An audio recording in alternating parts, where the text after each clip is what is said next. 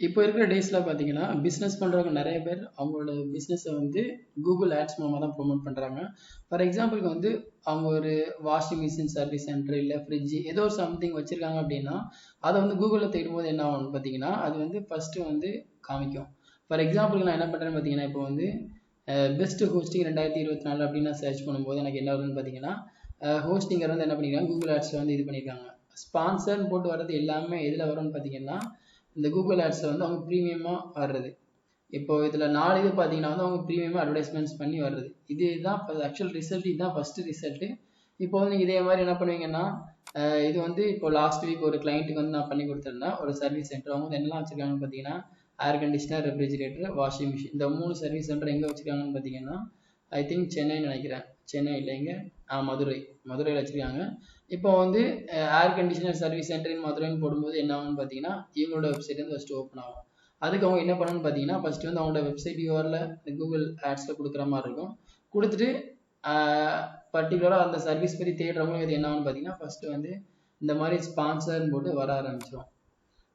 இந்த ஒரு ரீசன்காட்டி நிறைய பேர் என்ன பண்ணுறாங்கன்னு பார்த்தீங்கன்னா, ஒரு வெப்சைட் வந்து கிரியேட் பண்ணுறாங்க.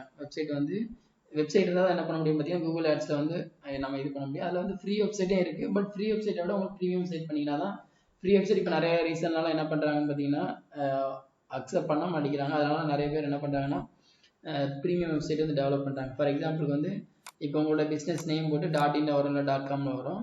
இந்த மாதிரி இது பண்ணுறதுக்கு நம்ம சார்ஜ் பண்ணுற அமௌண்ட் எவ்வளோன்னு பார்த்தீங்கன்னா 3000 சார்ஜ் பண்ணுறோம். ஸோ 3000 பார்த்தீங்கன்னா 1000 டொமைன் போயிடும், மீதி 1000 வந்து ஹோஸ்டிங் போயிடும், 1000 தான் டெவலப்மெண்ட் சார்ஜ். இது எல்லாமே பார்த்தீங்கன்னா ரீசனபிளான ரேட்டு தான் பண்ணி கொடுத்துட்ருக்கோம்.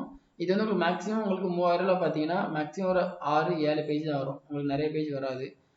இப்போ இதிலெல்லாம் பார்த்தீங்கன்னா மொத்தம் 6 பேஜ் பண்ணியிருப்போம். ஏர் கண்டிஷனர் பற்றி, ரெஃப்ரிஜரேட்டரை பற்றி, அப்புறம் வந்து வாஷிங் மிஷின், அப்புறம் ஹோம் பேஜ், அபோட்டஸ் பேஜ், கான்டாக்டர்ஸ் பேஜ் எல்லாமே.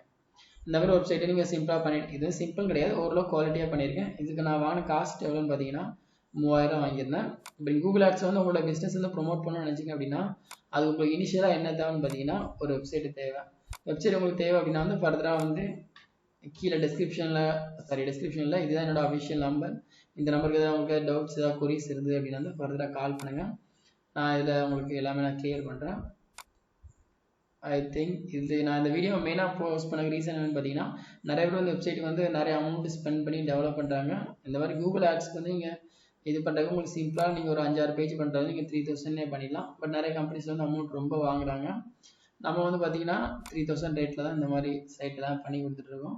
ஸோ உங்களுக்கு ஏதாவது ரெக்யூர்மெண்ட்ஸ் இருக்குது அப்படின்னா வந்து ஃபர்தராக அந்த நம்பருக்கு கால் பண்ணுங்கள், மெசேஜ் பண்ணுங்கள், நான் உங்களுக்கு ஃபர்தராக கைட் பண்ணுறேன்.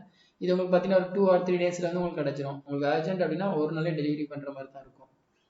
ஓகே, இதில் ஏதாவது டவுட் இருந்ததுன்னா கீழே கமெண்ட் பண்ணுங்கள். And thank you.